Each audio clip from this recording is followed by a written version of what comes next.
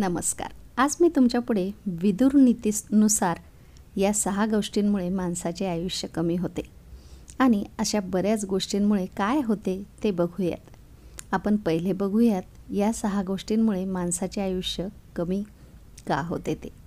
महाभारतातील एक घटना आहे, जेव्हा राजा धृतराष्ट्राने महात्मा विदुर यांना मानवी आयुष्य कमी होण्याचे कारण विचारले. त्यानंतर विदुर धृतराष्ट्राला माणसाचे आयुष्य कमी होणाऱ्या 6 गोष्टींबद्दल सांगतात. महाभारतानुसार यमराज स्वतः एका शापामुळे विदुर म्हणून मनुष्य म्हणून जन्माला आले. महात्मा विदुरांनी धृतराष्ट्राला मानवी आयुष्य कमी होण्याविषयी सांगितलेले 6 दोष पुढीलप्रमाणे आहेत. धृतराष्ट्राने महात्मा विदुरांना विचारले, सर्व वेदांमध्ये माणसाचे आयुष्य 100 वर्षाचे असल्याचे वर्णन केले आहे, तर तो पूर्ण आयुष्य का जगत नाही? विदुर म्हणाले, अति गर्व, अति बोलणे, त्यागाचा अभाव, क्रोध, स्वार्थ, विश्वासघात या 6 धारदार तलवारी माणसाचे आयुष्य कमी करतात. तेच माणसांना मारतात. नंबर 1, अभिमान म्हणजे घमेंडी.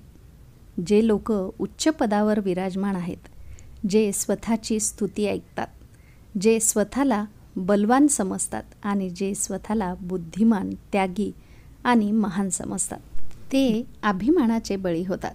ज्या व्यक्तींमध्ये हा दोष असतो तो इतर लोकांना आपल्यापेक्षा कमी समजू लागतो आणि संधी मिळेल तेव्हा त्यांचा अपमान करण्यात कसूर करत नाही. गर्विष्ठ, घमेंडी माणसाला अनेक शत्रू असतात. शेवटी अभिमान त्या व्यक्तीच्या मृत्यूचे कारण बनतो. नंबर 2, जास्त बोलणे. जो माणूस जास्त बोलतो आणि अनावश्यक बोलतो तो सत्याचे पूर्ण पालन करत नाही आणि अशा गोष्टी बोलतो ज्याचे वाईट परिणाम होतात. अशी व्यक्ती बुद्धिमान लोकांना आवडत नाही आणि त्याच्या बोलण्याचा इतरांवर काहीही परिणाम होऊ शकत नाही. त्यामुळे जास्त शब्द न वापरता बोलण्यावर नियंत्रण ठेवावे, कारण अनियंत्रित बोलण्याने आयुष्य कमी होते. नंबर 3, क्रोध म्हणजे राग. माणसाचा सर्वात मोठा शत्रू राग आहे. जेव्हा एखादी व्यक्ती क्रोधित होते तेव्हा तो त्याच्या कृतीचे परिणाम विसरतो, ज्यामुळे त्याचे पतन होते. श्रीमद भागवतनुसार ज्या व्यक्तीने आपल्या शरीराचा अंत होण्याआधी क्रोधावर पूर्णपणे विजय मिळवला आहे, तो या जगात योगी आणि सुखी आहे. रागाला नरकाचे द्वार असेही म्हटले गेले आहे. याचा अर्थ रागाच्या माणसाला नरकात जाण्यासाठी इतर कोणत्याही मार्गाची गरज नसते. राग एकच त्याला नरकात घेऊन जातो. रागाच्या विपरीत परिणामांमुळे आयुष्य कमी होते. नंबर 4, त्यागाचा अभाव. त्यागाच्या अभावामुळेच रावण, दुर्योधन इत्यादींचे पतन झाले. सांसारिक सुखांमुळे माणसाचे आयुष्य कमी होते आणि त्याग केल्याने त्याचे आयुष्य वाढते. आपण या जगात काहीही घेण्यासाठी आलो नसून इतरांना आनंद देण्यासाठी आलो आहोत, हे माणसाने नेहमी लक्षात ठेवले पाहिजे. ज्या लोकांमध्ये त्यागाची भावना नसते ते लवकर मरतात. नंबर 5, स्वार्थ म्हणजे लोभ. स्वार्थ म्हणजे लोभ हे अधर्माचे मूळ कारण आहे. जगातील अनेक युद्धांचे कारण म्हणजे स्वार्थ. जमीन, पैसा किंवा स्त्री. स्वार्थी लोकांना आपले ध्येय साध्य करण्यासाठी मोठमोठे पाप करण्यातही लाज वाटत नाही. सध्याची परिस्थिती पाहिली तर स्वार्थामुळे संपूर्ण जगात पाप वाढत आहे आणि सर्वत्र अशांतता पसरली आहे. ज्याच्या मनात स्वार्थ असतो त्याचे आयुष्य कमी होते. नंबर 6, मित्रांचा विश्वासघात करणारा. जो मनुष्य आपल्या मित्रांचा विश्वासघात करतो, म्हणजेच आपल्या मित्राला धोका देतो, त्याला शास्त्रात नीच म्हटले आहे. मानवी जीवनात मित्रांना खूप महत्त्व आहे. मैत्री एक नवीन शक्ती निर्माण करते, ज्यामुळे शत्रू देखील घाबरतात. चुकीच्या मार्गावर असलेल्या अनेक पुरुषांना मित्रांनी उचलून धरले आहे. आपल्या मित्राचा विश्वासघात करणाऱ्या व्यक्तीचे जीवन नरकासारखे आहे. मित्रांचा विश्वासघात नावाचा दुर्गुण टाळण्यासाठी त्याग करणे आणि इतरांचे भले करणे पूर्णपणे आवश्यक आहे. महात्मा विदुरांनी सांगितलेले 6 दोष जे आयुष्य कमी करतात ते सर्व जवळजवळ एकमेकांवर अवलंबून आहेत. त्यामुळे हे दोष टाळले पाहिजेत. आता बघूयात स्त्री असो व पुरुष या 4 कारणांमुळे रात्रीची निद्रा नाश होते. महाभारतातील एका वेळी जेव्हा राजा धृतराष्ट्र खूप व्याकुळ झाले होते आणि त्यांना झोप येत नव्हती, तेव्हा त्यांनी महात्मा विदुराला बोलावले. काही वेळाने विदुर महाराजांच्या समोरच्या महालात पोहोचले. धृतराष्ट्राने विदुराला सांगितले की त्यांचे मन खूप व्याकुळ झाले आहे. संजय पांडवांच्या इथून परत आल्यापासून माझे मन खूप अस्वस्थ झाले आहे. उद्याच्या बैठकीत संजय सर्वांसमोर काय बोलणार या विचाराने मला अस्वस्थ वाटत आहे. झोप येत नाही. हे ऐकून विदुराने महाराजांना एका महत्त्वाच्या धोरणांबद्दल सांगितले. विदुर म्हणाले की जेव्हा माणसाच्या आयुष्यात या 4 गोष्टी घडतात, मग तो पुरुष असो किंवा स्त्री, तेव्हा त्याची झोप उडून जाते आणि त्याचे मन अस्वस्थ होते. या 4 गोष्टी काय आहेत तुम्हाला माहीत आहेत का? तर बघूयात. पहिली गोष्ट, विदुरने धृतराष्ट्राला सांगितले की जर एखाद्या व्यक्तीच्या मनात समागमची इच्छा जागृत झाली असेल तर तो झोपू शकत नाही. वासनाधीन व्यक्तीची भावना तृप्त झाल्याशिवाय त्याला झोप येत नाही. वासनेची भावना व्यक्तीच्या मनाला त्रास देते आणि वासनाग्रस्त व्यक्ती कोणतेही काम नीट करू शकत नाही. ही भावना स्त्री आणि पुरुष दोघांनाही निद्रानाश देते. दुसरी गोष्ट, जेव्हा एखादा पुरुष किंवा स्त्रीचे एखाद्या अतिशक्तिशाली व्यक्तींशी वैर होते, तेव्हा त्याची झोप उडते. कमकुवत आणि साधनाहीन माणूस प्रत्येक क्षणी बलवान शत्रूपासून सुटका करण्याच्या मार्गाचा विचार करत असतो. आपल्या बलाढ्य शत्रूमुळे काहीतरी अनुचित घडू शकते याची त्याला नेहमी भीती वाटत असते. तिसरी गोष्ट, जर एखाद्या व्यक्तीकडून सर्व काही काढून घेतले गेले तर त्याला निद्रानाश होतो. अशी व्यक्ती शांतपणे जगू शकत नाही आणि झोपू शकत नाही. अशा स्थितीत व्यक्ती हरवलेल्या वस्तू परत मिळवण्यासाठी प्रत्येक क्षणी योजना करत राहतो. जोपर्यंत तो त्याच्या वस्तू परत घेत नाही तोपर्यंत त्याला झोप येत नाही. चौथी गोष्ट, एखाद्या व्यक्तीची चोरी करण्याची प्रवृत्ती असेल, जो चोरी करून आपला उदरनिर्वाह करतो, ज्याला चोरीची सवय लागली असेल, जो दुसऱ्याचे पैसे चोरण्याचे नियोजन करत असेल, त्याला झोप येत नाही. चोर नेहमी रात्री चोरी करतो आणि दिवसा त्याला आपली चोरी पकडली जाण्याची भीती असते, त्यामुळे त्याची झोप उडते. विदुर कोण आहेत?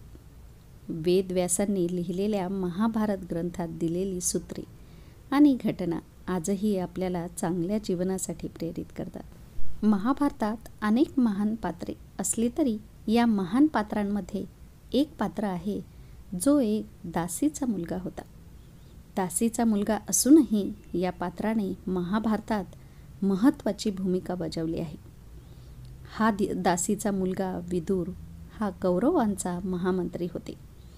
विदुर हा दासीचा मुलगा होता, पण त्याने आपल्या धोरणांच्या जोरावर इतिहासात मोठे स्थान मिळवले आहे. महामंत्री विदुर यांनी विदुर नीती नावाचा ग्रंथही रचला आहे. या पुस्तकात दिलेली धोरणे आजही आपल्यासाठी खूप उपयुक्त आहेत.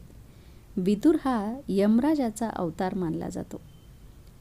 तर आता बघूयात, तुम्हाला यश हवे असेल तर या 7 गोष्टी लक्षात ठेवा. सध्याच्या काळात प्रत्येक व्यक्ती यशाच्या मागे धावत आहे. काही लोकांना यश मिळते तर काही लोक अयशस्वी राहतात. या अपयशाची अनेक कारणे असू शकतात. महर्षी वेदव्यास लिखित महाभारत या ग्रंथात महात्मा विदुरांनी यश अपयशाची अनेक सूत्रे दिली आहेत. महाभारताच्या उद्योग पर्वात महात्मा विदुरांनी महाराज धृतराष्ट्राला त्या 7 कामांबद्दल सांगितले आहे जे केल्याने सामान्य माणसालाही यश मिळू शकते. ही 7 कामे खालीलप्रमाणे आहेत. तर आधी एक श्लोक बघूयात. उत्थानम संयमो दाक्षम प्रमादो धृतिः स्मृतिः समीक्षच समारंभो विद्धी मूलम भवस्यतु. अर्थ: उद्योग, संयम, कार्यक्षमता, सावधगिरी, धैर्य, स्मरणशक्ती आणि विचार केल्यानंतर काम सुरू करणे हे समजून घ्या प्रगतीचा मूळमंत्र. नंबर 1. उद्योग म्हणजे कठोर परिश्रम आणि प्रयत्न. कोणत्याही क्षेत्रात यश मिळवण्यासाठी सतत मेहनत आणि सतत प्रयत्न करणे आवश्यक असते. कठोर परिश्रमाच्या अभावी यश मिळत नाही. काही लोक यशस्वी होण्यासाठी शॉर्टकट घेतात. भविष्यात त्यांना त्यांची चूक कळते, पण तोपर्यंत खूप उशीर झालेला असतो. किंबहुना जिद्द, कृतीसह उपक्रम म्हणजेच यशासाठी कठोर परिश्रम करण्याची भावना या विहित मानकांचा अवलंब केल्याशिवाय यशाचे ध्येय गाठणे आणि ते टिकवणे कठीण आहे. नंबर 2. संयम. महात्मा विदुर यांच्या मते यशासाठी संयम देखील खूप महत्त्वाचा आहे. लहान सहान यश मिळवून लोक मनावर ताबा ठेवू शकत नाहीत आणि मोठमोठ्या गोष्टी बोलू लागतात असे दिसून येते. या घाईत ते स्वतःचेच नुकसान करतात. त्यामुळे यश मिळवायचे असेल तर मनावर ताबा असणे अत्यंत आवश्यक आहे. नंबर 3. कार्यक्षमता. यशासाठी कोणत्याही कामात कार्यक्षमता असणे अत्यंत आवश्यक असते. काही लोक झटपट यश मिळवण्यासाठी कार्यक्षमतेशिवाय प्रयत्न करू लागतात. परिणामी यश मिळणे तर सोडाच, पण ते त्यांच्या ध्येयापर्यंतही पोहोचू शकत नाहीत. त्यामुळे यश मिळवण्यासाठी कोणत्याही कामात किंवा कलेत प्रभुत्व असणं अत्यंत आवश्यक आहे. नंबर 4. सावधानी. यश मिळवण्याच्या हव्यासापोटी आपण कोणत्या गोष्टींकडे दुर्लक्ष करायचे हे विसरतो. ही सावधानी आहे. यशाच्या वाटेवरची सावधानी बाळगली नाही तर या चुका भविष्यात आपल्या मार्गाचा काटा बनू शकतात. त्यामुळे यशाच्या मार्गावर चालताना सावधानीही लक्षात घेतली पाहिजे. नंबर 5. धैर्य. महात्मा विदुरांच्या मते यश मिळवण्यासाठी मनानेही धैर्य बाळगला पाहिजे. घाईत केलेली छोटीशी चूक तुमचे स्वप्न भंग करू शकते. सर्व प्रयत्न करूनही तुम्हाला अपेक्षित परिणाम मिळत नसल्यास किंवा तुमच्या अपेक्षा पूर्ण होत नसल्यास तुमच्या ध्येयापासून विचलित होऊ नका किंवा ते सोडण्याचा विचार करू नका. त्यापेक्षा दृढ निश्चयाने ते साध्य करण्याचा प्रयत्न करा आणि मेहनत दुप्पट करा. नंबर 6. स्मृती. स्मृती म्हणजे लक्षात राहणे. कारण यश मिळवण्यासाठी तीक्ष्ण स्मरणशक्ती असणेही गरजेचे आहे. सर्व लोकांमध्ये हा गुण नसतो. तुमचे मन जितके तीक्ष्ण असेल तितकी तुमची स्मरणशक्तीही तीक्ष्ण असेल. नंबर 7. विचार करून कामाला सुरुवात करणे. कोणतेही काम सुरू करण्यापूर्वी त्याचा नीट विचार केला पाहिजे. योग्य विचार न करता एखादे काम सुरू करण्यात यश मिळवण्याबाबत शंका आहे किंवा भविष्यात तुम्हाला अडचणींना सामोरे जावे लागू शकते. आता बघूयात या 6 गोष्टी मानवी जीवनातील सर्वात मोठे आनंद मानल्या जातात. विदुराने महाभारतातील अनेक धोरणांबद्दल सांगितले आहे. ती धोरणे त्या काळी उपयोगी तर होतीच, पण आजही ती खूप महत्त्वाची आहेत. ती धोरणे लक्षात ठेवली तर माणसाला कोणत्याही समस्येवर सहज उपाय सापडतो. विदुरने अशा 6 गोष्टी सांगितल्या आहेत ज्या मानवी जीवनातील सर्वात मोठा आनंद मानल्या जातात. निरोगी राहणे म्हणजेच निरोगी असणे. कर्ज न घेणे, तर कोणाकडूनही कर्ज न घेणे. परदेशात वास्तव्य करणे. चांगल्या लोकांशी एकरूप असणे. स्वतःच्या उपजीविकासाठी कोणावरही अवलंबून न राहणे म्हणजे स्वतःच्या व्यवसायातून उदरनिर्वाहासाठी कोणावर अवलंबून न राहणे आणि निर्भयपणे जगणे. हे 6 जगाचे सुख आहे. नंबर 1, नेहमी निरोगी राहा. नेहमी निरोगी राहणे हा मानवी जीवनातील सर्वात मोठे वरदान आहे. दीर्घकाळ रोगांच्या प्रभावाखाली राहणाऱ्या व्यक्तीला अनेक समस्यांना तोंड द्यावे लागते. आजारी व्यक्ती कोणतेही काम नीट करू शकत नाही. अशा व्यक्तीला केवळ शरीराचेच नव्हे तर संपत्तीचेही नुकसान सहन करावे लागते. त्यामुळे रोगांपासून मुक्त होणे हेच सर्वात मोठे सुख आहे असे म्हणतात. नंबर 2, कोणाकडूनही कर्ज घेऊ नका. माणसाने आपल्या उत्पन्नानुसार आपल्या इच्छा ठेवल्या पाहिजेत. अनेकांचे मन नियंत्रणात नसते. आपल्या इच्छा पूर्ण करण्यासाठी ते इतरांकडून कर्ज घेतात. इतरांकडून पैसे उसने घेऊन मिळवणाऱ्या सुविधा कधीच आनंद देत नाहीत. अनेक वेळा लोक त्यांनी घेतलेल्या कर्जाची परतफेड करू शकत नाहीत आणि स्वतःला आणि त्यांच्या कुटुंबियांना अडचणीत आणतात. जो व्यक्ती कर्जापासून नेहमी दूर राहतो तो खूप आनंदी असतो. नंबर 3, आपल्याच देशात राहा. अनेक कारणांमुळे लोक आपला देश सोडून दुसऱ्या देशात राहू लागतात. असे करण्यामागचे कारण काहीही असो, स्वतःच्या देशात राहण्याचा आनंद इतरत्र कुठेही मिळत नाही. जो माणूस आपले संपूर्ण आयुष्य आपल्या लोकांसोबत आणि देशासोबत घालवतो तो खूप आनंदी असतो. नंबर 4, चांगल्या लोकांच्या सहवासात राहणे. जो व्यक्ती चांगल्या आणि अभ्यासू लोकांशी मैत्री करतो आणि त्यांच्यासोबत वेळ घालवतो तो खूप आनंदी मानला जातो. वाईट लोकांच्या संगतीचेही वाईट परिणाम होतात.